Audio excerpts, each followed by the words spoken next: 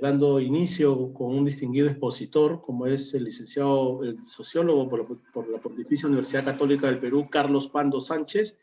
El tema de hoy que vamos a tocar es proyectos de desarrollo y cooperación internacional.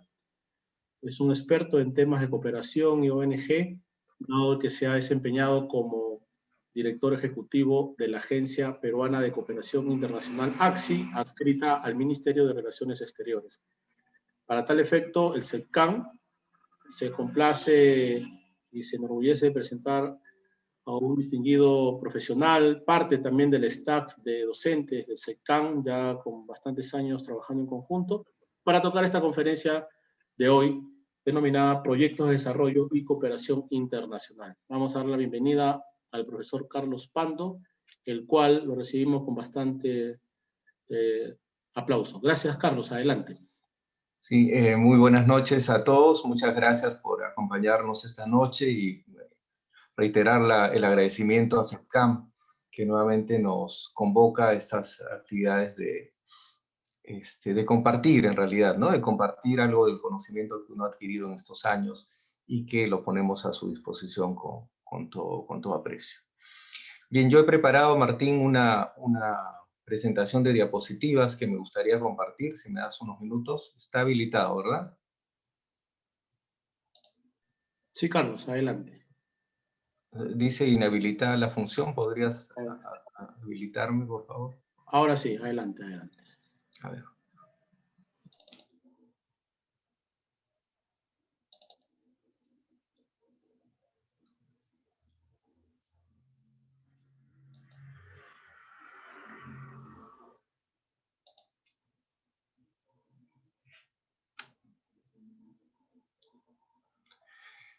Bien, bueno, la conferencia va a tratar sobre los proyectos de desarrollo en el marco de la cooperación internacional.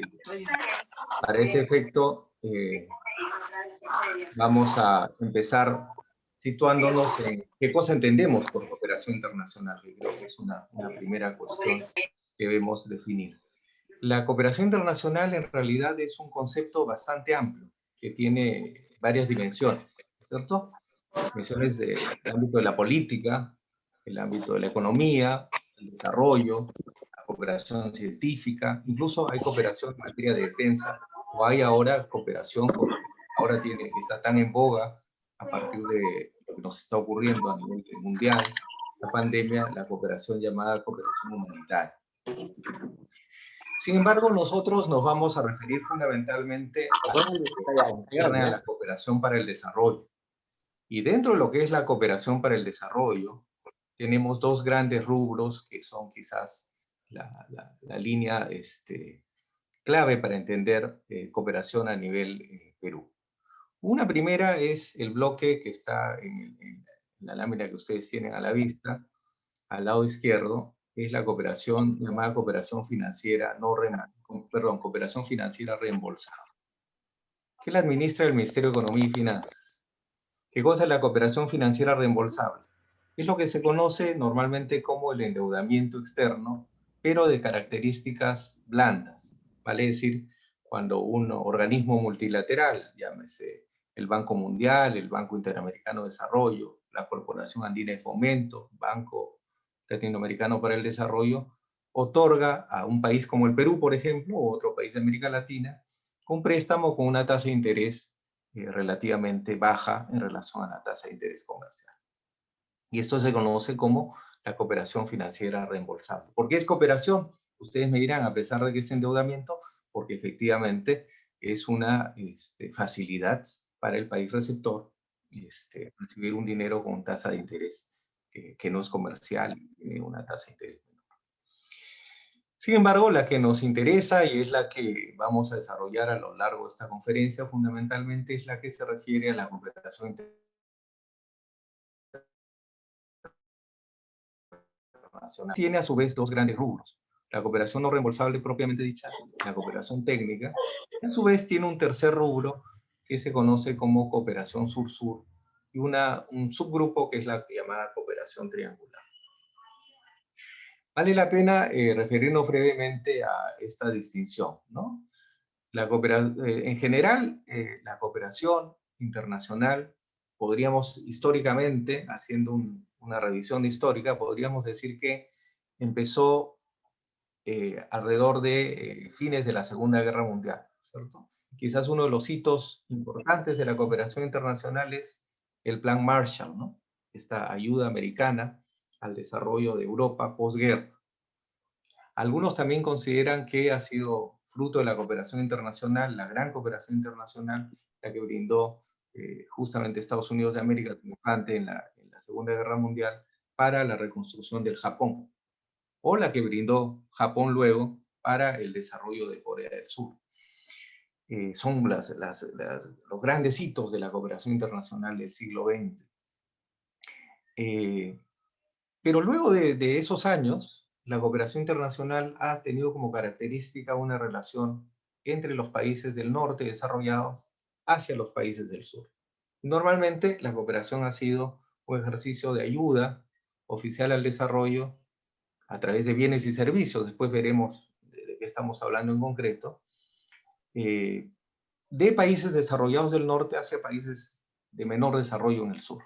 Si nosotros tuviéramos a la vista un planisferio, podríamos decir los países del norte, en América, Estados Unidos, Canadá y Europa, son generalmente los países que han desarrollado cooperación hacia los llamados países del sur. Y entonces los beneficiarios han sido Centroamérica, Sudamérica, África, Sudeste Asiático, por decir algo, dividir el mundo en dos grandes bloques. Y eso ha sido lo histórico de la cooperación después de estas experiencias post-Segunda Guerra Mundial. Entonces, desde los años 80 para adelante, la cooperación ha sido fundamentalmente del norte hacia el sur. Sin embargo, también apareció a fines de los años 70 una reunión histórica en Buenos Aires. Se reunieron los países de similar desarrollo, países del sur, países de América Latina, países del sudeste de Asia, algunos africanos, y decidieron crear un mecanismo también de cooperación entre ellos, ¿vale? Es decir, bueno, no solamente recibamos ayuda oficial al desarrollo de los países desarrollados, sino nosotros también podemos y debemos hacer cooperación entre nosotros. Obviamente no es una cooperación financiera, no es dinero, ¿no es cierto?, para proyectos o para producir bienes o servicios, sino es fundamentalmente cooperación técnica. Vale decir, capacitación, envío de técnicos, pasantías, proyectos replicables, efecto de demostración, etc. Y eso se le denominó, y ustedes tienen acá el casillero, la llamada cooperación sur-sur, y de la cual es un subgrupo la cooperación triangular, que es un mecanismo mediante el cual los países del norte pueden ayudar a que los países del sur cooperen entre sí. ¿Cuál es el marco legal de la cooperación en Perú? Lo tienen abajo. Es la definición de cooperación técnica internacional, está en el decreto legislativo 719, que es una antigua norma que viene de los años 90, principios del gobierno del ingeniero Fujimori, se da la ley que marca la cooperación. Y se entiende como el medio por el cual el Perú recibe, transfiere o intercambia recursos humanos, bienes, servicios, capitales y tecnología de fuentes cooperantes externas, con la intención de complementar y contribuir los esfuerzos nacionales en materia de desarrollo. Esta última parte es bien importante, porque luego eso se va a amarrar a los grandes acuerdos de cooperación internacional mundial. Vale decir, la cooperación está entendida como cooperación para el desarrollo, ¿no es cierto? Ese es el gran marco, si ustedes quieren, del debate sobre cooperación a nivel internacional. Muy bien. La cooperación en todos estos años ha tenido varios momentos distintos. Yo quisiera reseñar quizás los más importantes. Perdón, me adelantó la lámina, volvamos. Básicamente la cooperación, luego de este primer momento que les decía histórico, de la gran cooperación para la superación de la Segunda Guerra, viene la cooperación norte-sur, que es de países desarrollados hacia países en vías de desarrollo. Y ahí primero tuvimos un gran enfoque, yo diría en los años 80 y 90, ¿no es cierto?, en los cuales lo que interesaba era la llamada eficacia de la ayuda a través de volúmenes de recursos. Entonces lo que interesaba era cuánto se transfería. Y la ayuda oficial al desarrollo, además de dineraria, tenía mucho que ver con bienes, transferencias de apoyo alimentario. Las grandes ayudas de USAID, por ejemplo, hacia países como el Perú, inclusive, ¿no es cierto? La ayuda japonesa venía a veces, ¿no es cierto?, a través de bienes, ¿no? Donación de alimentos, por ejemplo, o construcción de infraestructura física, colegios, postas de salud. Entonces lo que interesaba era el volumen del recurso, la cantidad que se transfería. En los últimos años, yo diría que en el siglo XXI, la mirada más bien es hacia los resultados. Y eso tiene que ver con toda una reingeniería que propiamente la propia cooperación ha tenido. Lo vamos a ver en el detalle del curso a los que se animen a llevarlo a partir del día de mañana en la formulación de los proyectos a través de estructuras como la definición del marco lógico, vale decir, estructurar proyectos con una estructura lógica y en función de resultados medibles a través de indicadores, con metas claras y medios de verificación explícitos.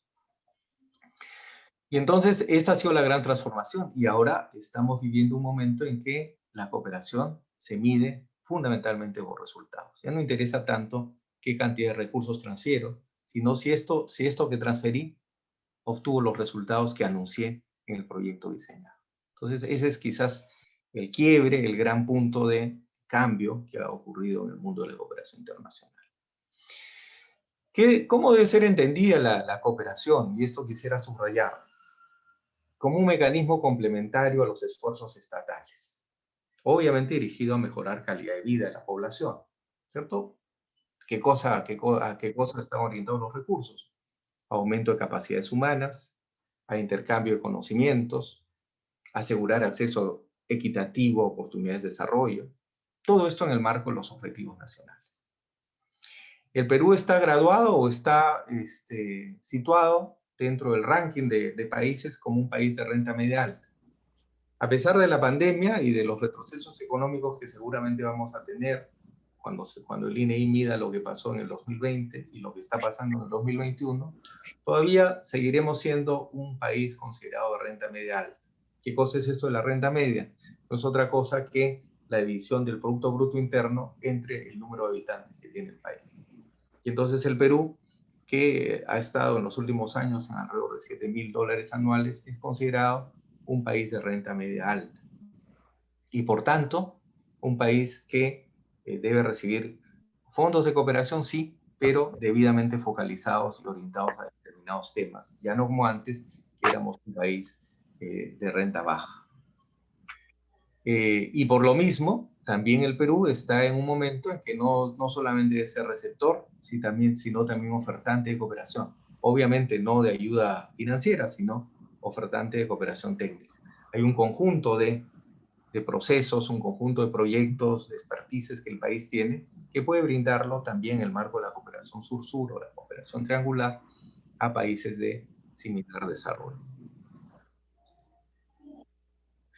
Bueno, acá en esta gráfica pretendo hacer una suerte de resumen de lo que constituye todo el universo de la cooperación a nivel Perú, de la cooperación no reembolsable. Ya hemos dicho que lo que es endeudamiento lo administra el Ministerio de Economía y Finanzas y eso es aparte. Y nosotros nos vamos a centrar en este mundo de la cooperación no reembolsable, vale decir la donación, lo que es el regalo, entre comillas, que hacen los países cooperantes hacia países de menor desarrollo como nosotros. Fundamentalmente vía proyectos, ¿no es cierto? Vía ayuda dineraria, vía proyectos, o también hay ayuda a través de capacitaciones, a partir de becas, a partir de bienes que pueden ser. ¿Quiénes están involucrados? Bueno, el ente rector es la Agencia Peruana de Cooperación Internacional, la APSI, que es una dependencia del Ministerio de Relaciones Exteriores, que es una oficina técnica especializada en administrar, gestionar la cooperación internacional hacia el Perú. ¿Quiénes integran este universo de la cooperación? En primer lugar, las llamadas fuentes cooperantes, ¿no es cierto? Son todas aquellas entidades que ayudan, ¿no es cierto?, desde la cooperación oficial hasta la cooperación privada, puede ser entendida como fuentes cooperantes. El mundo académico, la universidad, también es parte del mundo de la cooperación. El sector privado, todos los organismos de sociedad civil y empresa que tienen programas de cooperación.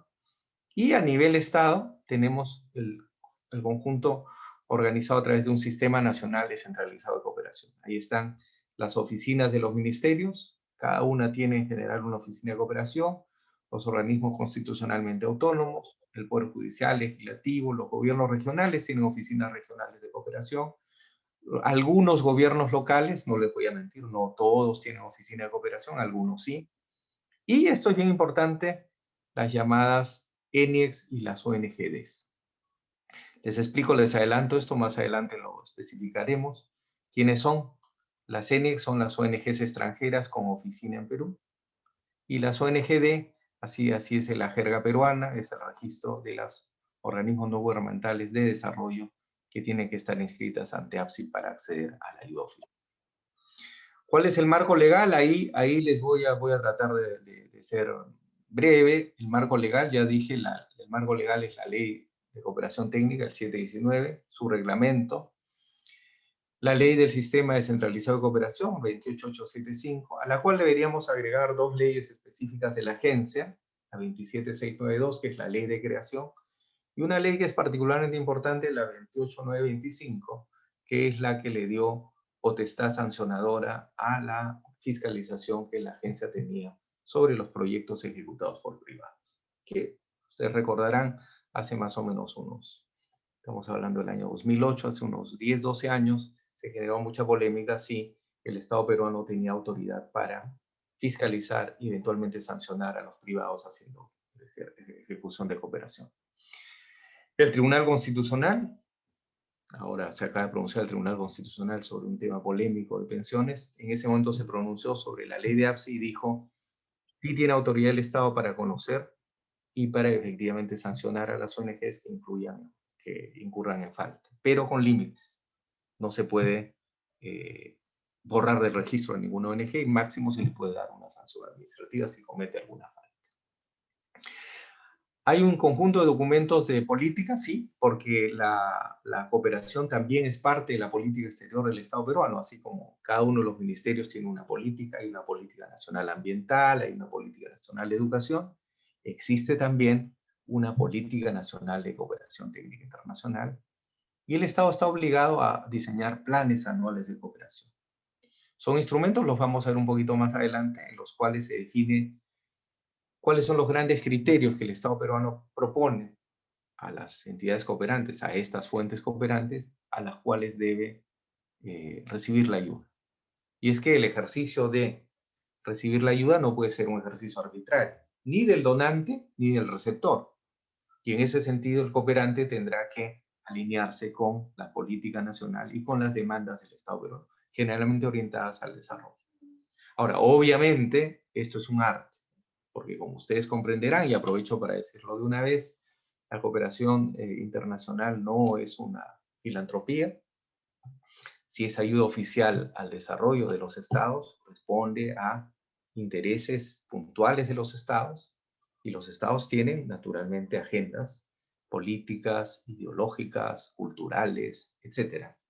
O responden también a mandatos de los privados, ¿no es cierto? Hay fuentes cooperantes privadas y estas pueden ser religiosas, estas pueden ser de orientación académica, estas pueden tener un mandato político, etcétera. Y entonces van a responder a esas improntas y por tanto a esos mandatos, y eso es legítimo. Conocerlo y saberlo es importante, ¿no? Bueno, hay una serie de mecanismos ya internos de la agencia, foro de cooperantes, donde se reúnen con las principales oficinas de cooperación que tienen oficina en Perú, comités de coordinación multisectoriales, comités consultivos, etc. Esta parte de acá es interesante, importante para que ustedes que quieren aproximarse seguramente al conocimiento de cómo funciona la relación de las ONGs con la agencia. Hay un mandato que es de muchos años ya y que se ha ido perfeccionando, que es la declaración anual. Todas estas entidades privadas de cooperación, llámese ONGs o ONIEX, tienen la obligación de hacer una declaración anual, ¿cierto? La declaración anual no es otra cosa que la obligación de decir cada año, bueno, primero si hay cambios administrativos en la ONG, que les recuerdo que toda ONG primero tiene que ser una asociación civil sin fines de lucro, 1, y 2, debe declarar qué cosa ejecutó en materia de cooperación el año anterior. Vale decir, el dinero que recibió, en qué proyectos, cómo estos se ejecutaron, qué resultados tuvieron, etc. Hay una ficha, naturalmente esto se ha ido especializando, la agencia tiene un sistema virtual para recibir esta información. Antes se hacía a fines de enero, ahora entiendo que se hace a fines de marzo. Paralelo a los impuestos, usted tiene que hacer una declaración anual de lo que ejecutó el año anterior. Y además tiene que anunciar, tercero, su expectativa de ejecución de proyectos durante el año que se inicie. Entonces, usted, en este caso, ahora en marzo tendrán las ONGs que decir qué cosa ejecutaron el 2020 y qué cosa van a ejecutar el 2021, qué expectativas tienen. Esa información se suma a la matriz integral de proyectos MIPSI, que es lo que declaran lo mismo, pero las fuentes cooperantes. O sea, yo, Oficina de Cooperación, llámese USAID, Oficina Americana de Cooperación al Desarrollo, ¿a quién le di dinero? ¿No es cierto? ¿A qué oficinas estatales y a qué ONGs le di dinero en materia de proyectos durante el año que pasó? Lo mismo la GIZ alemana, ya no es la GTZ, la antigua GTZ desapareció y ahora es la GIZ alemana, o la JICA japonesa o la COICA coreana, ¿no es cierto?, anuncian cuál es su ejecución de desembolsos de proyectos del año anterior. Y a través de eso se va construyendo una información que APSI naturalmente procesa y que luego utiliza como data estadística, pero también que le sirve para, por ejemplo, hacer un ejercicio de fiscalización. Bien. Les decía que hay instrumentos de política, los que están vigentes. La Política Nacional de Cooperación Técnica Internacional es del año 2012, ya se debería, seguramente pronto se tendrá que actualizar, porque ya tiene 10 años. Y esta tiene, naturalmente, un plan anual de cooperación que determina, la política determina los grandes criterios, ¿no es cierto? Y los planes anuales ya determinan hacia dónde van orientados los temas y los ejes temáticos y los territorios a los cuales la cooperación debe llegar. El programa nacional ya es el conjunto de proyectos hacia los cuales va orientada la cooperación. Ahora, esta es la propuesta peruana. El Perú propone, dice, quiero recibir cooperación en, a ver, voy a ensayar algo, después vamos a ver el detalle, pero en medio ambiente, quiero recibir cooperación para microempresa, quiero recibir cooperación este año, quiero recibir cooperación para salud, para superar los efectos de la pandemia o mitigarlos. Bueno, ¿y en qué zonas? Bueno, quizás habrá que priorizar Amazonía, el norte, el sureste, de acuerdo a los intereses del país anualmente, ¿no es cierto? Y entonces, frente a esta propuesta peruana, las agencias cooperantes en reuniones de negociación dicen, ya, yo te puedo ayudar en esto, en aquello o en aquello de más allá, ¿no es cierto? O me interesa temáticamente apoyar en estos temas. Y luego de una negociación esto es aceptado y acordado, ¿cierto? Y es una de las grandes misiones de la agencia, que a veces no se conoce, yo diría que es la principal, gestionar y negociar los grandes acuerdos de cooperación. Ahí están, miren, un ejercicio de los grandes temas de cooperación hacia los cuales la cooperación viene siendo orientada en estos últimos años. Ustedes verán, hay 4 grandes áreas, ¿no es cierto?, hacia las cuales el Estado peruano recomienda que la cooperación se oriente. Primera es la inclusión social y acceso a servicios básicos, donde tenemos derechos humanos y diversidad cultural, acceso universal a la justicia, empoderamiento de la mujer y atención a grupos vulnerables. El tema de género es un tema caro, importante para la cooperación ahora. Así es que tomar nota de eso, los que están interesados en las temáticas, es un área importante, a lo cual hay cada vez más recursos. Acceso equitativo en educación integral de calidad, acceso a servicios integrales de salud y nutrición, y accesos a servicios adecuados de agua, saneamiento, energía rural y telecomunicaciones. Es un primer paquete que se refiere a inclusión social y acceso a servicios básicos. Antiguamente la cooperación está orientada también a esta área con mucha fuerza, yo diría con mayor fuerza que ahora, pero incluso incluían la ayuda alimentaria y la construcción de infraestructura básica, cosa que ya no hacen las principales fuentes cooperantes hacia el Perú, porque es considerado un país de renta media, alta, y por tanto las tareas de abastecimiento alimentario más infraestructura básica en salud y en educación debe ser asumido por el gobierno central o por los gobiernos regionales. Segundo gran bloque, Estado y gobernabilidad. Ahí tenemos modernización y centralización de la administración pública, participación equitativa y eficiente de los ciudadanos, seguridad ciudadana, y es otro tema que aparece con fuerza, y gestión de riesgo de desastres. Estos dos temas han ido apareciendo con mayor notoriedad en los últimos años en la agenda de la cooperación, porque efectivamente son grandes temas hacia los que el país necesita recursos, ¿no? Economía competitiva, empleo y desarrollo regional es un tema que ha aparecido con más fuerza. Después vamos a ver unas cifras actualizadas que yo les he conseguido para esta conferencia. Y aparece con mucha fuerza este tema, este área 3. ¿Por qué? Porque somos país de renta media alta. Y entonces los países cooperantes dicen, ya no te voy a ayudar básicamente en infraestructura, ya no te voy a ayudar en ayuda alimentaria, pero sí te puedo colaborar en ayudarte a ser más competitivo, ayudarte a generar mayores emprendimientos. Estructura productiva, turística, diversificada, competitiva y sostenible, oferta exportable, ciencia, tecnología e innovación, gestión de la migración, actividades económicas diversificadas en torno a ventajas comparativas, y finalmente el área 4, recursos naturales y medio ambiente. Sí, parece ser que alguien está interfiriendo con la reunión y esto nos va a entorpecer un poco la marcha. Voy a interrumpir, Martín, un ratito para Sí, volver Carlos, a entrar. si puedes Sí, retirar la diapositiva y volverlo a poner, por favor. sí, la voy a volver a poner, pero a ver, si les pides, por favor, que tengan un poquito más de cuidado. Sí, voy a identificar eso.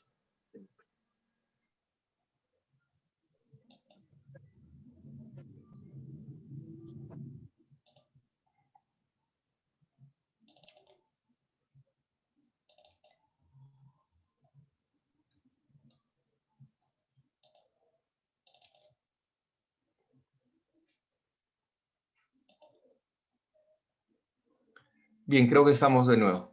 Decía que el área tercero era sumamente importante porque somos considerados un país de renta media alta.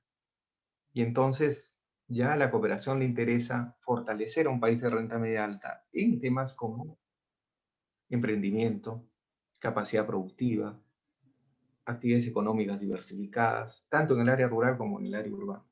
Entonces, área 3 comienza a tener mayor nitidez que la área 1 y la área 2.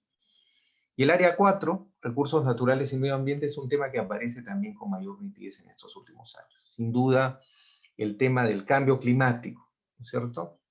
La necesidad de acceder a mejor cuidado de los recursos naturales y a tener proyectos de desarrollo sostenible y sustentables hacen que temas como conservación y aprovechamiento de recursos naturales, manejo integrado de cuencas hidrográficas y calidad ambiental resulten temas muy caros a la cooperación hoy día. Ahora, la cooperación no solamente son temas. Fíjense ustedes en el lado izquierdo de la lámina, la cooperación tiene principios. Y sus principios son complementariedad, transparencia, sostenibilidad, recursos eficaces, focalización y solidaridad. Estos se han ido construyendo a través del tiempo, ¿no? Desde la Declaración de París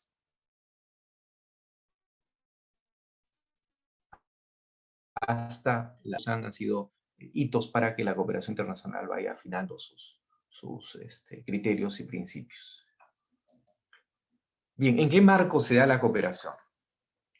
Hay un documento fundamental que yo quiero reseñarlo, lo tienen ustedes en pantalla, que son los Objetivos de Desarrollo Sostenible.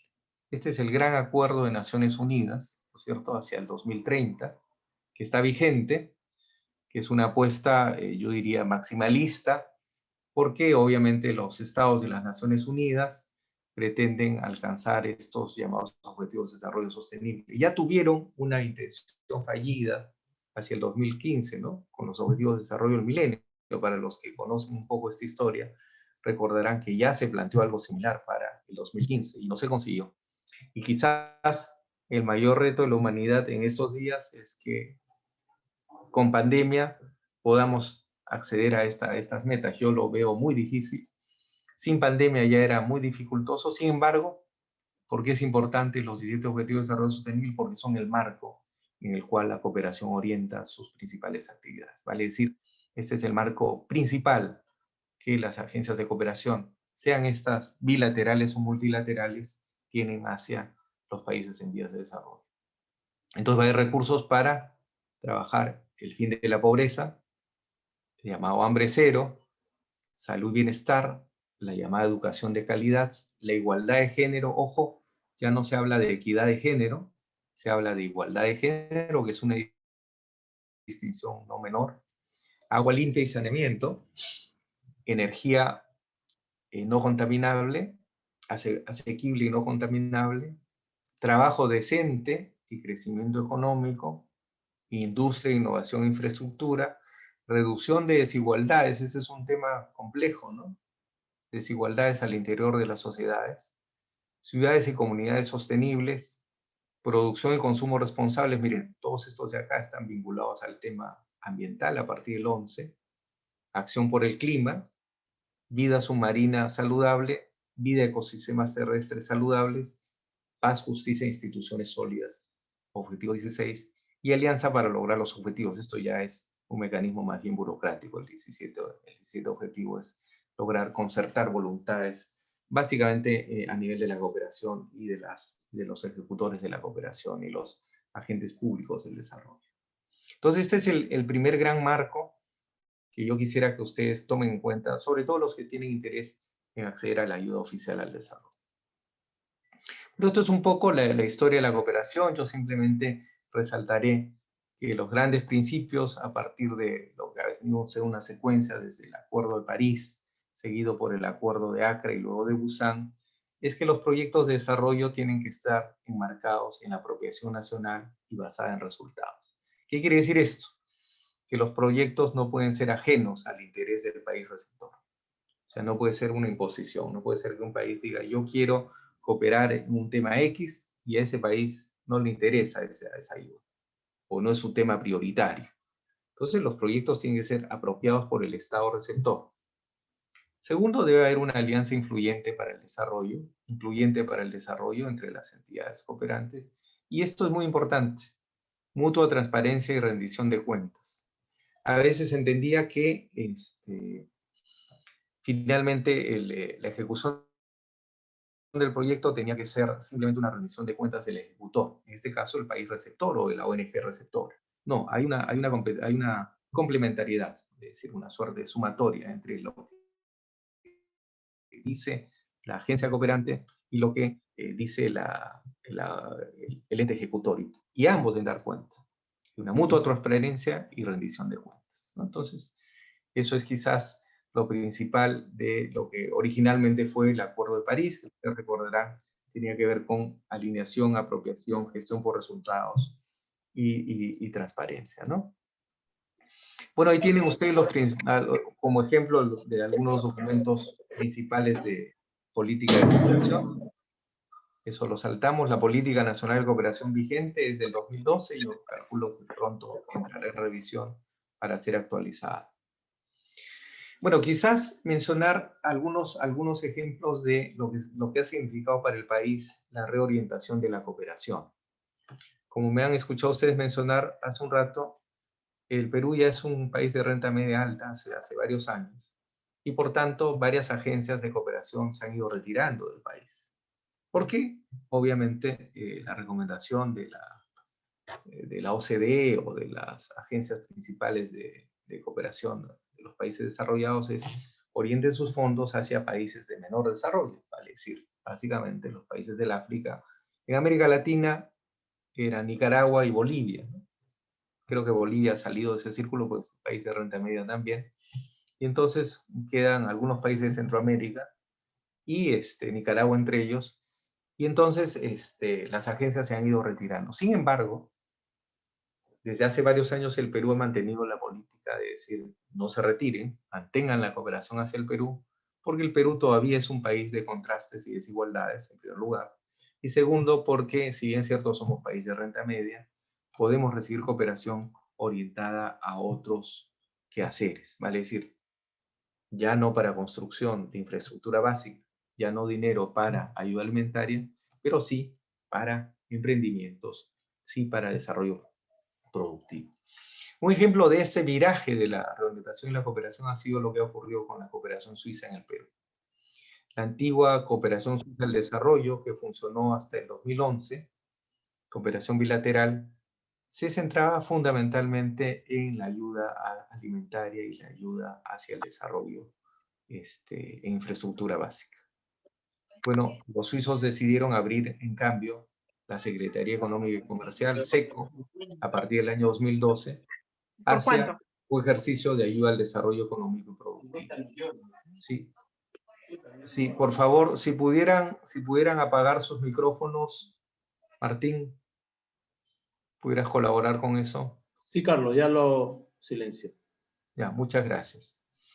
Y entonces lo que vamos a tener es un viraje, ¿no es cierto? Se mantiene el volumen de cooperación que me parece está entre 30 y 40 millones de dólares anuales. No es la más importante agencia la Suiza, pero sí es importante en el sentido de hacia dónde orienta sus recursos. Y entonces la estrategia de cooperación de la agencia suiza desde esos años, 2009-2011, ha sido reorientar su cooperación hacia el Perú, mantener el flujo de cooperación, o sea, no disminuir el volumen, mantener los 40 millones de dólares anuales, pero orientarlos a otras temáticas, básicamente las que auspicia el SECO, que es la Secretaría de Economía y Comercio. Y entonces, ¿quiénes van a ser beneficiarios? Los emprendimientos, ¿no es cierto?, sea rurales o urbanos, ¿no es cierto?, las pequeñas y medianas empresas, las pymes que financian aquellas, las cajas rurales, ¿cierto? Entonces hay una reorientación de la ayuda. Y esto resulta interesante porque el Perú no deja de percibir la ayuda, pero está focalizada, reorientada de otra manera. Bueno, acá les alcanzo algunas cifras de cooperación. La cooperación técnica internacional oficial, les decía, está dividida en estos grandes bloques. El 36 para el año 2017, por ejemplo, teníamos que inclusión social y acceso a servicios básicos era el 36%, todavía muy importante, ¿no? Más de un tercio de la cooperación está dirigido a esos temas. Estado y gobernabilidad, el 22%, pero ya aparece con nitidez, ¿no es cierto? Recursos naturales y medio ambiente, 22%, y economía competitiva, empleo y desarrollo, alrededor del 15%. Que hay un marco no definido, que son diferentes tipos de proyectos que no encajan en esas 4 grandes áreas de las cuales hablábamos en la Política Nacional de Cooperación. ¿Esto qué quiere decir? Que todavía sigue siendo importante la inclusión social y servicios básicos, pero aparecen con nitidez recursos naturales y medio ambiente y economía competitiva, que sumados son el 37%, casi igual al 36% inclusión social. Y naturalmente hay una parte que va a modernización del Estado y gobernabilidad, ¿no? Recordemos que estamos hablando de la ayuda oficial al desarrollo, ¿cierto? Que es la que viene de los gobiernos amigos bilaterales o multilaterales hacia el Estado peruano.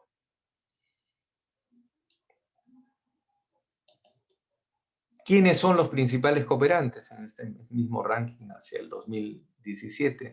Fíjense, la cooperación se va midiendo después de la declaración anual y lo que se hace la MITSI más o menos 1 u 2 años después se da el resultado consolidado luego de comparar las cifras de la declaración anual de ONGDs y de las agencias cooperantes. El principal país cooperante en los últimos años ha sido Alemania, 16,75%, seguido de Canadá, seguido de España y seguido de Estados Unidos de América. Este orden de prelación en realidad es de los últimos años. En los años, diría yo, en los años 80, 90, Estados Unidos de América era el principal cooperante del Perú, ¿cierto? De lejos, porque incluía en su ayuda oficial al desarrollo la que brindaba para el combate antidrogas. a partir de los mediados de los 90, Estados Unidos disminuye la ayuda oficial al Perú en materia de lucha antidrogas, y eso hace que su ayuda se relegue. España era el líder de la cooperación internacional en Perú hasta el año 2009, antes de su crisis, y luego ha ido retrocediendo, aunque sigue manteniendo un volumen importante. En cuarto lugar tenemos a Suiza, ¿no es cierto?, con un 10,48, mire, 23 millones, yo les decía en el orden de, varía Suiza hasta 30, 40 millones de dólares anuales. Aparece un cooperante interesante, nuevo, la China, ¿no es cierto?, que ya aparece con fuerza, es parte del momento internacional actual. Hace unos 10 años la China no aparecía en el ranking de países cooperantes, sin embargo aparece ya con fuerza, con 13.597.000. La Unión Europea, que es el conjunto de países europeos, que en conjunto también actúan como un organismo multilateral, 11 millones. Corea del Sur, que aparece superando a Japón, ¿no? Hace unos 25 años Corea del Sur era país de renta media que recibía cooperación. Hoy día es un país desarrollado que brinda cooperación, ¿no es cierto?, relegando al Japón, que ha retrocedido bastante, ¿no? Y luego tienen ustedes Bélgica, Noruega, en fin, conjunto de países que brindan cooperación hacia la ayuda oficial al desarrollo. ¿Hacia dónde va esa cooperación? ¿A qué zonas del país está orientada? Esa es una de las grandes miradas y obligaciones que tiene la Agencia de Cooperación, o sea, buscar que la cooperación se distribuya armónicamente y en función de los principales nudos de mayor necesidad, ¿no es cierto? Recuerdo yo hace algunos años que nosotros, cuando estuvimos en el ejercicio de la dirección de la agencia, proponíamos que esta sea complementaria a los esfuerzos en ese entonces de la Estrategia Nacional Crecer,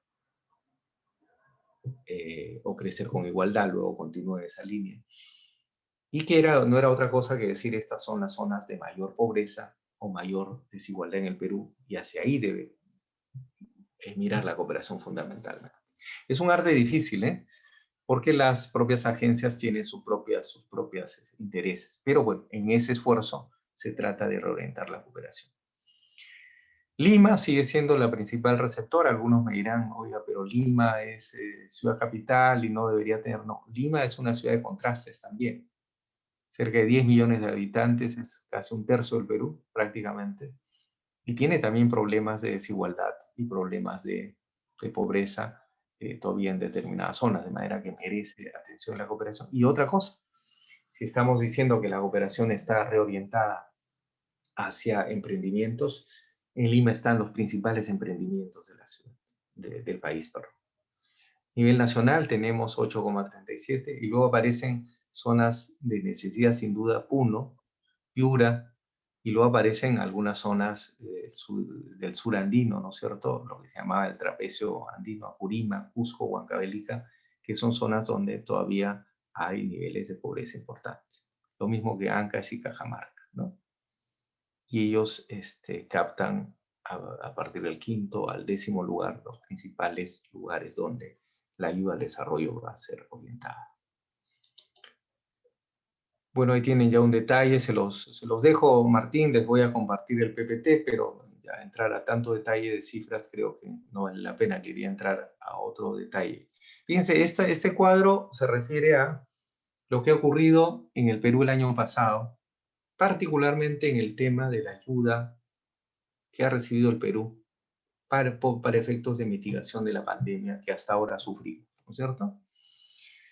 Ya les decía yo al principio de la intervención, país de renta media alta y por tanto con tendencia a recibir menos volumen de cooperación. El Perú recibe alrededor de 350 millones de dólares anuales de cooperación internacional, en todo orden de cosas, bienes y servicios. Bienes y proyectos. Sin embargo, este año que pasó, el 2020, por lo menos hasta el mes de octubre, ya habíamos recibido alrededor de 100 millones de dólares. Y calculo yo que pues, estas cifras son a septiembre, octubre del año pasado. Hacia fin de año podemos haber pasado los 120 millones de dólares, solamente para mitigación de la pandemia. Vale decir, el Perú ha recibido ayuda de todos los países que ustedes ven ahí, en diferentes volúmenes, para tratar de mitigar la pandemia.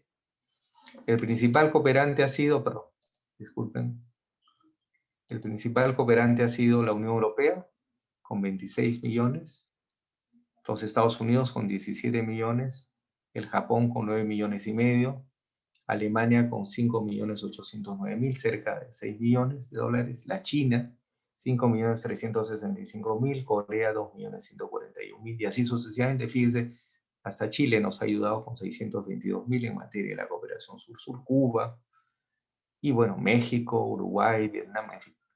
¿En qué han ayudado estos países?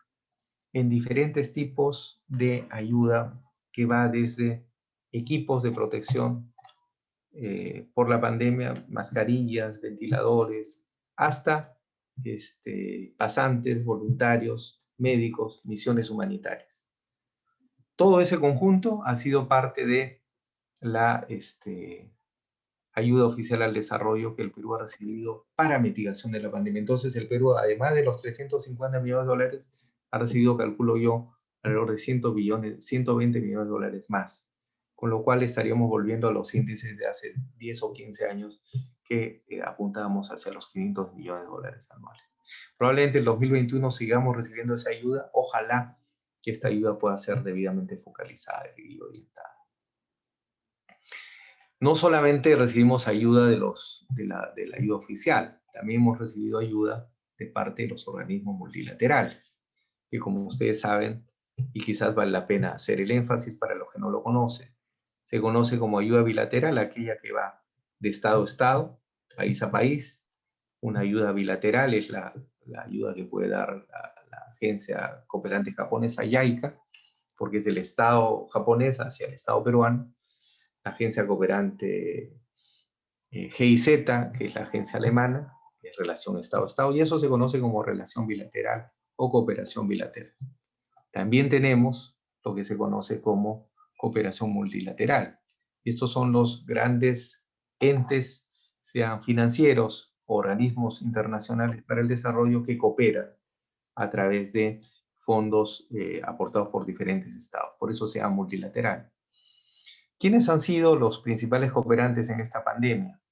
En primer lugar tenemos al Multiactor Perú, de varias fuentes, pero luego el Banco Mundial, ¿no es cierto? El Programa Mundial de Alimentos, con 2.631.000, la OMS, en alianza con la OPS, cerca de 1.919.000, el Banco Interamericano de Desarrollo, 650.000, la CAF, Banco de Desarrollo de América Latina, con 400.000, la Agencia de Naciones Unidas para los Refugiados, con 294.000, y la Oficina Iberoamericana, con alrededor de 149.000, y otros mecanismos bilaterales alrededor de 72.025. Entonces, también los organismos multilaterales han cooperado con Perú en este momento de la pandemia. Bueno, otro tema que es relativamente importante y que entiendo a ustedes les interesa es conocer el funcionamiento de las ONGs. La Agencia Peruana de Cooperación Internacional, que es el ente rector de la cooperación, tiene la responsabilidad de conducir, programar, organizar y priorizar la cooperación hacia el Perú, y está en su ley de creación, la 27692. Y en ese marco tiene organizada una dirección de operaciones y capacitación. Entre otras cosas, se encarga de registrar a las llamadas ONGs, a las ENIECs y a las llamadas IPREDAS. Quizás de esas últimas no he hablado, valdría la pena mencionarlo ahora. Son instituciones receptoras de donaciones de carácter asistencial o educacional provenientes del exterior. Básicamente son mercancías donadas. Sillas de ruedas, medicinas, equipos de atención médica, equipos educativos, aulas, equipos de tecnología educativa, etcétera, pueden ser recibidas por estas llamadas IPREDAS. Y estas actúan no a través de proyectos, sino de grandes actividades. Entonces, la APSI tiene una dirección de operaciones y capacitación que se encarga de registrar a las ONGs. Las ENIECs, ya lo mencioné, son las ONGs extranjeras con domicilio en Perú. y estas pueden adscribirse a tener beneficios de parte del Estado. El Estado peruano reconoce que una ONG puede y debe recibir una donación químicamente pura, vale decir, sin ser gravable en términos impositivos. Esto no es posible de realizar inmediatamente porque obviamente el proyecto comienza a funcionar y comienza a facturar y comprar bienes o servicios y comienza a pagar IGB, ¿cierto? Recordemos que las asociaciones civiles sin fines de lucro están exoneradas del impuesto a la renta, pero IGB sí tienen que pagar. Entonces, en cada operación compran un lapicero, compran plumones para una capacitación, o quizás si tienen mucho dinero, una camioneta o un tractor para hacer desarrollo rural, tendrán que pagar naturalmente el impuesto general a las rentas. Y entonces el Estado peruano reconoce que eso no debe ser grabado y por tanto la Agencia Peruana de Cooperación hace una suerte de estudio al respecto. La ONG o la IPREDA presentan sus facturas, se reconoce que estas se han hecho en el marco del proyecto de desarrollo y luego se da una nota autorizativa a la SUNAT para devolver el 18% retenido. Y entonces ese dinero vuelve, que no es poco dinero, ¿no es cierto? El 18% de cada facturación que vuelve a la ONG. Ese es uno de los beneficios que tiene estar inscrito en APSI, ¿cierto? Entonces la ONG tiene beneficios tributarios. También puede recibir expertos y adscribir voluntarios. Pero las ONGs, desde la ley 28925, tienen la obligación de dar cuenta de sus actividades y son pasibles de ser fiscalizadas. Vale decir, se les hace una suerte de auditoría a los proyectos, a la ejecución de los mismos y, por tanto, podrían ser pasibles de una sanción si es que no han cumplido los objetivos planteados en lo que habían pactado. Bien. Bueno, existe también una dirección de fiscalización y supervisión que en APSI se encarga justamente a través de un plan anual de fiscalización. Se encarga de hacer ya lo dije hace un rato, hacer un ejercicio primero de supervisión y de fiscalización del cumplimiento de las actividades que los proyectos anuncian. También pudiera ser que algún ciudadano o alguna entidad hace una denuncia fundamentada contra alguna asociación civil sin fines de lucro o alguna ONG, y la APSI tiene la obligación de evaluar si es posible ser fiscalizada la ONG y luego eventualmente sancionada. Naturalmente hay el derecho a el debido proceso y hay doble instancia, ¿no es cierto? La Dirección de Fiscalización actúa como ente acusador. Hay un tribunal, que es el Comité de Infracción y Sanciones, ante la cual la ONG se presenta y puede defenderse naturalmente. Y luego la Dirección Ejecutiva de APSI actúa como segunda instancia de revisión del caso, si esto lo merita. Bueno, hay una Dirección de Gestión y Negociación Internacional, es esta la que hace los grandes acuerdos y convenios con la ayuda oficial al desarrollo, a través de mecanismos que se conocen como comisiones mixtas de negociación. Pues es un mecanismo más. Y ahí existe también en la agencia una dirección de políticas y programas, que es la que se encarga de actual estadística, formular el documento de planteamiento de la política y proponer los planes anuales de cooperación y los programas de cooperación, ¿no es cierto? Y evaluar toda la data estadística de la cooperación. Existe, les decía, una comisión de infracción y sanciones que tiene carácter permanente y que es competente para actuar como órgano de decisión, vale decir, aplicar el procedimiento sancionador, las infracciones establecidas en el reglamento de infracción y sanciones. A partir de la 28925, la Agencia Peruana de Cooperación Internacional implementó dos instancias y un reglamento. En primer lugar, creó la Dirección de Fiscalización y paralelamente a ella creó el Comité de Infracción y Sanciones. Y todo esto dentro de un reglamento de infracción y sanciones que norma todo el procedimiento. Este comité es un comité independiente de la agencia que, si bien es cierto, trabaja para la agencia, tiene autonomía administrativa y tiene autonomía en su criterio de imposición de sanciones. Bueno, la agencia tiene a su cargo varios registros El primero es el registro de las llamadas ONGDs. Este se actualiza anualmente. Y para ser constituida ONG, uno tiene que constituirse primero como una asociación civil sin fines de lucro, ¿cierto? Las ONGDs no son otra cosa que asociaciones civiles sin fines de lucro que se inscriben en el registro de la agencia para acceder a la cooperación, para ejecutar intervenciones, programas, proyectos o actividades en el marco de la Política Nacional de Cooperación Técnica Internacional. ¿La agencia intermedia para obtener recursos ante las agencias cooperantes? No. Cada ONG los tiene que buscar. La agencia sí les informa de la ayuda oficial al desarrollo. Y entonces les dirá, ahí está oferta de cooperación de USAID, ahí está oferta de cooperación de la GIZ alemana, ahí está oferta de cooperación de la YAIC. Y entonces, mediante mecanismos generalmente concursables, las ONG se presentan y aplican hacia la posibilidad de recibir fondos. Si son fondos privados, ahí la agencia no interviene, ya es un mecanismo, una relación entre privados. La observación del Tribunal Constitucional decía que efectivamente si es una relación entre privados, la agencia lo único que tiene que hacer es conocer de la ejecución de estos fondos. Pero en estricto no tendría por qué intervenir, salvo que la ONG haya aplicado hacia la devolución de impuestos. Entonces tiene un beneficio el Estado peruano y por tanto en ese caso sí puede ser pasible de ser fiscalizado. Entonces existen en la agencia un registro de ONGDs, un registro de NIEX, un registro de IPREDAS, un registro de expertos y voluntarios. Tanto las NIEX como las ONGs o como las IPREDAS pueden recibir expertos y voluntarios extranjeros. Existe un registro de becas. En el marco de la cooperación, un mecanismo de cooperación también es el de las becas y las pasantías y las capacitaciones. Y bueno, cada año se va mejorando el mecanismo de declaración anual, ¿no? Entonces hay tres grandes rubros de registro. El de ONGDs, insisto, son las asociaciones sin fines de lucro peruanas inscritas en el registro ONGD Perú.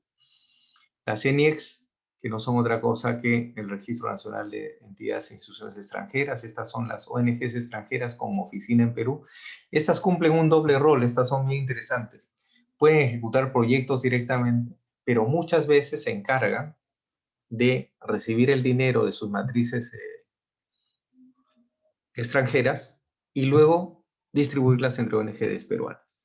Y el rol de ellas va a ser monitorear la ejecución administrativa y programática de estos proyectos. Entonces es interesante que ustedes, si es que no son ENIEX y son ONGs peruanas, podrían tocar las puertas de estas ENIEX. De estas vamos a conversar naturalmente en el curso que tenemos los próximos días. Y las IPREDAS, ya les digo, son especializadas en recibir mercancías donadas, ¿no? Para temas educativos o de salud fundamentalmente. Actualmente la vigencia del registro es indeterminado, el título es habilitante, ya no hay una... Antiguamente había una vigencia de 2 años, ahora ya no, de manera que es por siempre. Lo que sí tienen que declarar anualmente porque si no son pasibles de una acción de fiscalización. Bueno, ¿qué es una ONG? Ustedes lo conocen mejor que yo, simplemente diré que a nivel mundial se conoce como entidades dedicadas a promover y realizar acciones a favor de los sectores más desprotegidos, ¿no? Y en el Perú son asociaciones civiles sin fines de lucro, ¿no? Esta parte no la entraré porque es un tema que ustedes conocen mejor que yo. Hasta el 30 de noviembre del año pasado, esta era la data de instituciones registradas en APSI como ONGD, ENIEX y PREDAS. 1.489 ONGDs, 168 ENIEX, que son estas ONGs extranjeras, y 794 IPREDAS. Total, 2.451, o sea, alrededor de 2.500 entidades registradas en APSI y pasibles de recibir cooperación, ¿no es cierto?, en primer lugar, recibir beneficios tributarios del Estado peruano, recibir voluntarios, pasantes, becas, etcétera, pero también, obviamente, ante el Estado peruano, pasibles de tener acciones de control y de fiscalización sobre ellas. Y esos son pues, sus beneficios.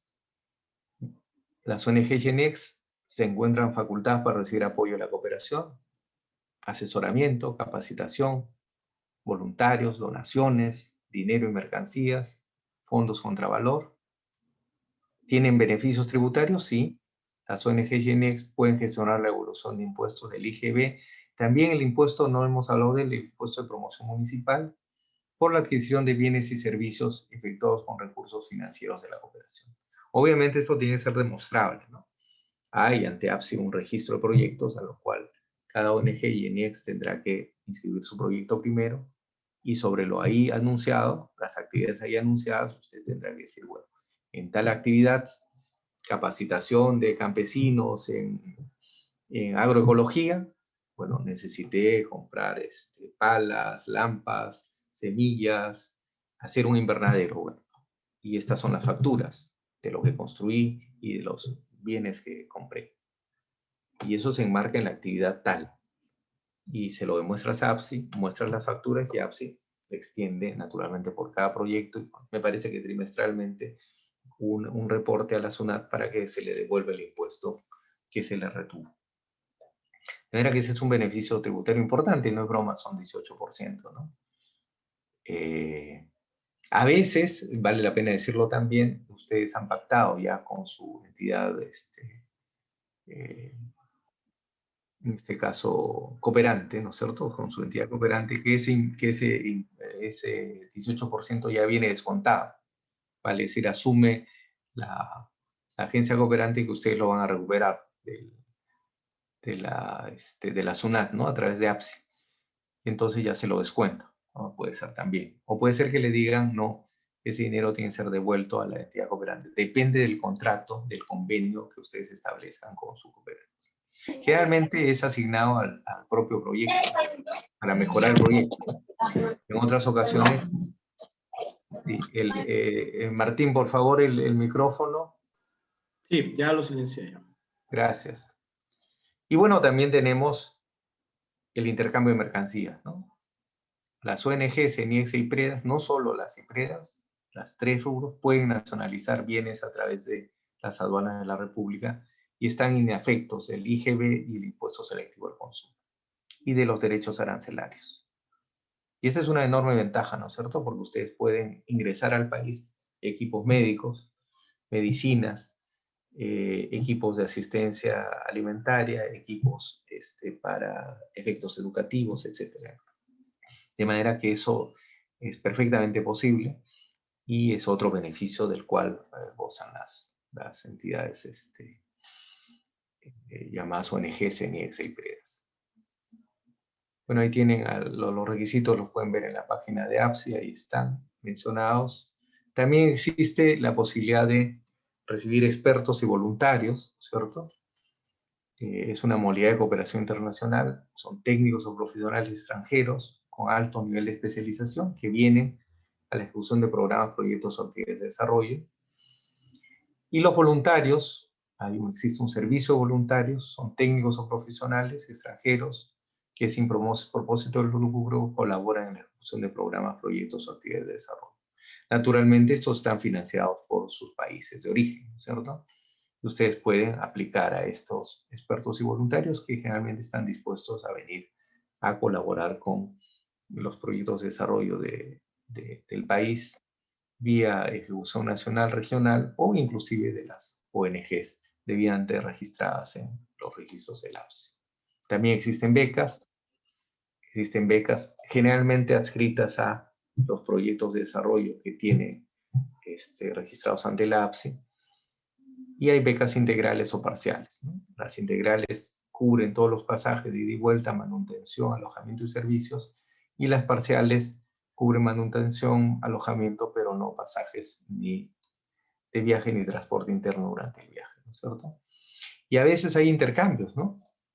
Por ejemplo, en la cooperación sur-sur hay intercambios entre países en vías de desarrollo en los cuales se asume parte, ¿no es cierto?, parcial o integral de la colaboración que un país le hace al otro. Entonces se financia la estadía del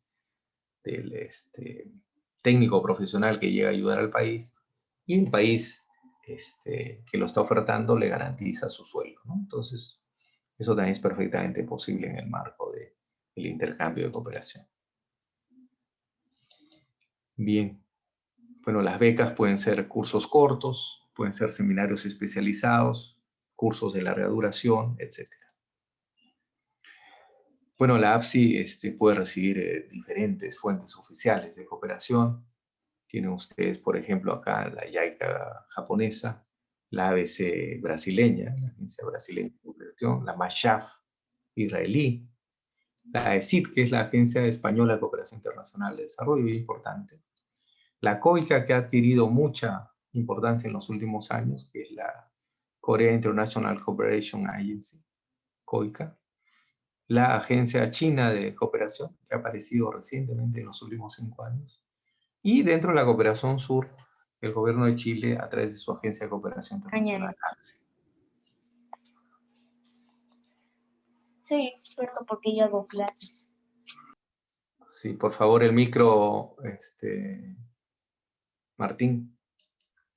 Bueno, hay requisitos para las becas, el tema de la declaración anual, y quisiera yo ir terminando con los beneficios que las ONG reciben al inscribirse en la agencia, ¿no? Remarcar eso, ¿no? La evolución del impuesto general a las ventas en cualquiera de sus actividades de compra de bienes y servicios, la adscripción del personal extranjero como experto voluntario y la inafectación del impuesto selectivo a las ventas, del impuesto selectivo al consumo y de los derechos arancelarios. No es poca cosa. Entonces, ¿vale la pena, si ustedes preguntan, ¿vale la pena estar inscrito en los registros institucionales de APSI? Yo creo que sí. Porque quiere decir, en primer lugar, que ustedes tienen acceso a la posibilidad de la ayuda oficial al desarrollo, la que viene vía bilateral o multilateral. Primero.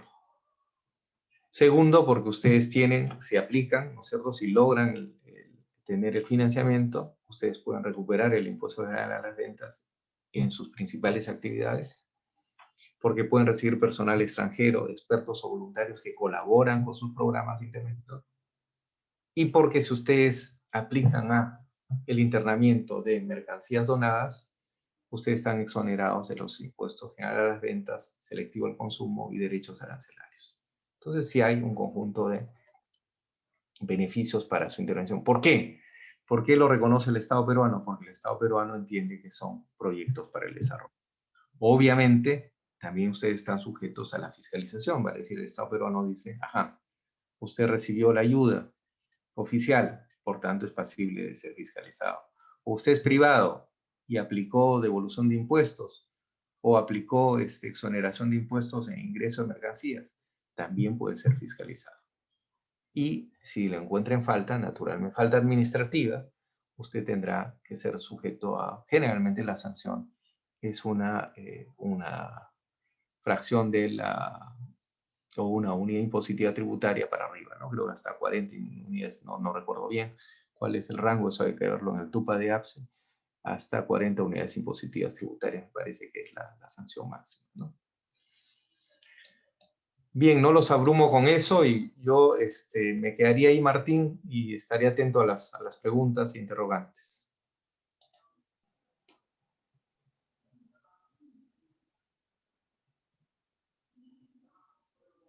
Bien, muchísimas gracias, Carlos, por tu brillante participación y exposición en esta parte de la conferencia magistral que hemos programado para hoy. Y decirle pues a los alumnos y participantes que el día de mañana, viernes 5 de febrero, estamos iniciando el curso taller Formulación de Proyectos de Desarrollo para la Cooperación Internacional. Este curso taller empieza a las 8:30 de mañana viernes y el sábado y domingo de 6 de la tarde a 10 de la noche, curso taller virtual que está a cargo del sociólogo Carlos Pando Sánchez. Hemos puesto el link de inscripción, los teléfonos o aquellos que ya han coordinado con las señoritas encargadas del SECAM, el equipo de SECAM, con ellas pueden coordinar los detalles para ver su inscripción y la inversión. Tienen una inversión de 150 soles.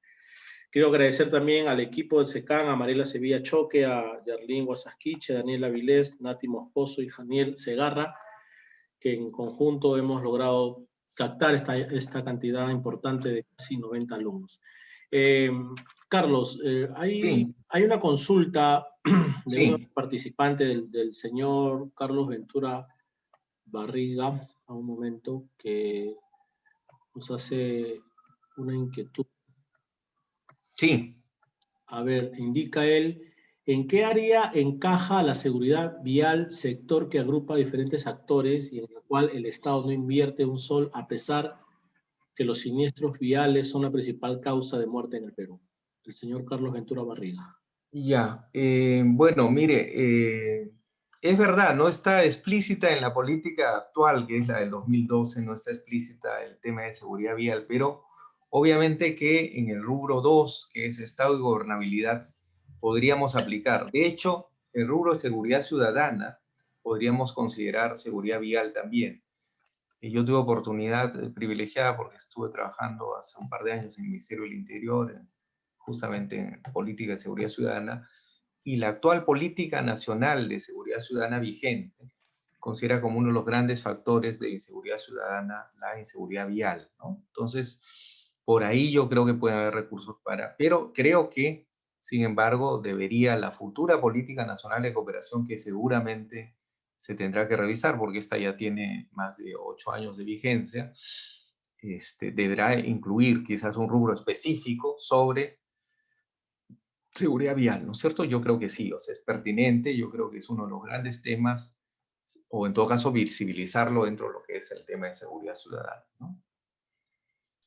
Hay Bien, una, Martín, hay una pregunta que veo en el chat, si me permites sí, adelante, responderla Carlos, también. adelante, Sí, adelante, adelante. dice acá, Norca dice, entendí que ahora las ONGs no es necesario solicitar su inscripción cada 2 años. Sí, Norca, efectivamente. APSI, recientemente, me parece que hace un par de años atrás, ha decidido que la inscripción de la ONG en IESO y PREDA es por tiempo indeterminado. Obviamente esto no le exonera de hacer su declaración anual y estar sujeta a la fiscalización. Algunas veces, ustedes y los que son de ONGs lo conocen bien, no reciben cooperación durante el año. Un año sí y el otro año no.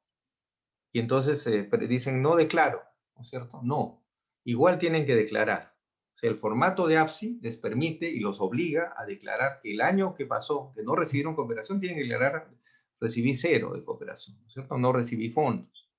Y el año siguiente sí recibieron fondos. Entonces, algunos por error dicen, no recibí cooperación y por tanto yo no declaro nada. No, no es así.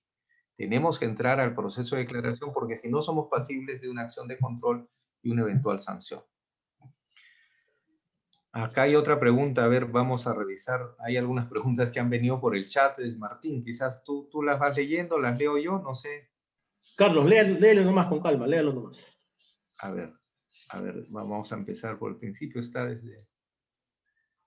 Yo no las he atendido porque está metido en el tema de la exposición. Buenas noches. A ver, dice acá, al Perú, Carlos Barriga dice, al Perú lo consideran país con renta media, pero no invierten en educación, salud e infraestructura vial. Sí, o sea, el concepto de renta media es un concepto efectivamente discutible, porque obviamente, ¿no es cierto? Además, bienes y servicios, que es el Producto Bruto Interno entre el número de habitantes, es una arbitrariedad. Finalmente, cuánto producimos los profesionales o los obreros o los empleados en relación a las empresas, ¿no es cierto? Efectivamente, sin embargo, es el criterio. El criterio con el cual la organización, la OECD, que es la Organización de Cooperación para el Desarrollo, o el Banco Mundial clasifica a los países y recomienda a las fuentes cooperantes que asignen recursos o no. ¿Es una verdad, es un indicador cuestionable? Sí y no, ¿no es cierto? Porque también tenemos que reconocer que el crecimiento sostenible del Perú desde fines de los 90 para acá, de todas maneras nos ha dado condiciones de desarrollo mayores que las que teníamos antes de los años 90, ciertamente. La disminución de pobreza también. Entonces, efectivamente, claro, la pandemia nos puede generar un retroceso. De hecho, ¿no es cierto? Estamos en 20% de pobreza y es probable que en este año 21 estemos en 30%. Ahí sí va a haber un retroceso importante. Sin embargo, seguimos siendo considerados países de renta media y por tanto sujetos a recibir menos cooperación. Entonces, ¿cuál es el arte del Estado peruano y de las ONGs? Es decir, el Perú necesita cooperación, sí, pero debidamente focalizada, debidamente orientada. ¿A qué temas? Ya no podemos exigir que se nos ayude en materia de ayuda alimentaria. Insisto en esto, lo he dicho varias veces. Y en infraestructura básica. Para eso el Estado peruano no tiene recursos. Tenemos que recibir dinero para emprendimientos, para asesorías, para capacitación en materia de desarrollo productivo, en materia de emprendimientos urbanos o rurales. Entonces, el asunto es, yo por eso pongo la lámina de la cooperación suiza, que me parece sumamente interesante, cómo no se disminuye el volumen, ¿no es cierto? Se mantiene en líneas generales el volumen, pero se reorienta a otros temas porque el país tiene otra condición. Eso es importante señalarlo. ¿Qué más? A ver, ¿qué más han Buenas preguntado? noches, señor Carlos. ¿Me escucha? Sí, ¿quién es, perdón? Mario Tarazona. Mario, encantado, lo escucho. Disculpe usted, buenas noches primeramente a todos los invitados. Mi consulta es la siguiente, en relación a la beca de estudios. En beca de estudios universitarios, ¿podrían ser sustentadas por alguna ONG o por alguien a personas de bajas condiciones económicas? Ya, mire, quizás no lo expliqué bien. Las becas que canaliza APSI no tienen que ver con las becas que canaliza la Oficina Nacional de Becas, que es la que va dirigida al gran público. Estas becas que APSI canaliza son las que están en el marco de los proyectos o programas de desarrollo, ¿cierto? O sea, si usted tiene, por ejemplo, un programa o un proyecto de desarrollo que tiene que ver con educación ambiental, probablemente ese programa le dé becas para formar técnicos o perfeccionar profesionales en educación ambiental, ¿sí? Las becas que usted señala son becas generales. Esas becas no las ve la Agencia de Cooperación Internacional porque no está en el marco de la cooperación internacional. Está en el marco de las becas académicas, las que se brindan para acceder a una maestría o las que se brindan para acceder a estudios universitarios o técnicos. Entonces, esa puntualización valdría la pena hacer. ¿Sí? ¿Alguna otra pregunta, Martín? Bien, Carlos, creo que se han absuelto. A ver, dice, mi ONG recibe dinero para gastos administrativos a pesar de no ejecutar proyectos, porque por pandemia no se ha podido hacer nada. ¿Ese dinero se considera como ingreso para proyectos? Ya habría que ver el convenio, ¿no es cierto? Si recibe financiamiento institucional específico, la ONG, entonces debe haber una suerte de programa de fortalecimiento institucional específico. Si ha recibido en el marco de un proyecto de cooperación para hacer determinada actividad, entonces ahí lo primero que tiene que ponerse de acuerdo la ejecutora, en este caso la ONG, es ponerse de acuerdo con su cooperante, ¿sí? Y decir, bueno, dada la pandemia, el cooperante entiende que no ha podido ejecutar y entonces va a reprogramar las actividades, supongo yo, para el año 21. Y eso es un tema que deben resolver muy próximamente, porque si APSI ingresa a fiscalizar, podría encontrar ahí una falta administrativa al no haber ejecutado las acciones. Deben estar debidamente sustentadas. Ahora, la pandemia es una buena explicación, sin duda. Entonces yo recomendaría ahí que se pongan de acuerdo con la fuente cooperante, que la fuente cooperante haga un documento donde indique que reconoce que las actividades pueden ser reprogramadas, a pesar de que fue desembolsado el dinero. Sí. Bien, Carlos, adelántanos un pequeño resumen del curso de mañana que empezamos sobre formulación. No, encantado. Sí, mira, muchísimas gracias, Martín. Tenemos yo diría, la alegría de volver a encontrarnos con los alumnos interesados en el tema. Vamos a trabajar formulación de proyectos para el desarrollo. Este es el marco, ¿no es cierto?, institucional en el cual se mueve la cooperación. Pero entraremos mañana a revisar primero lo que es el debate y las teorías del desarrollo. Algunas pinceladas les di ahora cuando hablé de los objetivos de desarrollo del milenio, pero hablaremos mañana de las teorías de la modernización, las teorías de desarrollo sostenible, sustentable, de las teorías del ecodesarrollo, el cambio climático. Con eso empezaremos, acompañado de un conjunto de indicadores socioeconómicos que están en boga ahora para la formulación de proyectos. Eso será la primera sesión del día viernes. El día sábado tenemos una sesión más larga. Ahí vamos a entrar ya de lleno a la formulación de proyectos. Y el instrumento por excelencia será el marco lógico. Miren, toda la cooperación en general, yo diría el 95% de la cooperación, sea esta pública o privada, exige que ustedes formulen sus proyectos con la estructura lógica de formulación. Y el marco lógico se estandariza.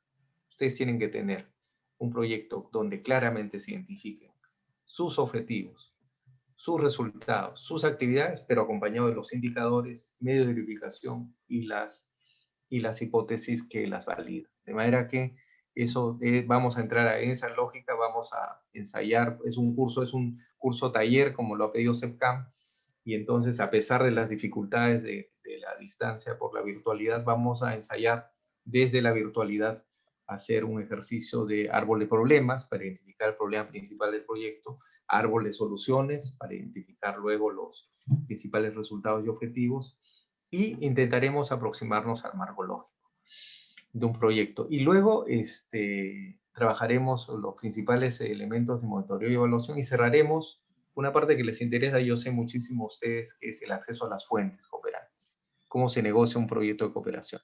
Entonces les presentaremos los principales formatos, las principales agencias o fuentes de cooperación y les daremos también, les doy un avant premier para los interesados, les vamos a facilitar entre los materiales del curso un directorio de las principales ONGs extranjeras en el Perú para que ustedes puedan acceder a ellas con su debida data, sus teléfonos, direcciones, etc. Ese es un plus que el curso les va a dar. Eso es, Martín, muchas gracias. Bien, Carlos, decirles que el curso empieza mañana viernes 5 de febrero a las 8:30 de la noche hasta las 10:30. Continúa el sábado 6 y domingo 7 de febrero de 6 de la tarde a 10 de la noche. Cualquier coordinación pueden hacerlo al celular 967791281. Ahí hemos colocado también el flyer en la parte central del Zoom para que puedan compartirlo o inscribirse en el WhatsApp del chat del Zoom. También hemos puesto el link de inscripción. Bien, Carlos, algo final, algunas reflexiones finales. El tema de la cooperación internacional es muy amplio. Tenemos para varios tópicos y nuevamente agradecerte por las calidades y el profesionalismo que siempre has demostrado en tus exposiciones y cursos.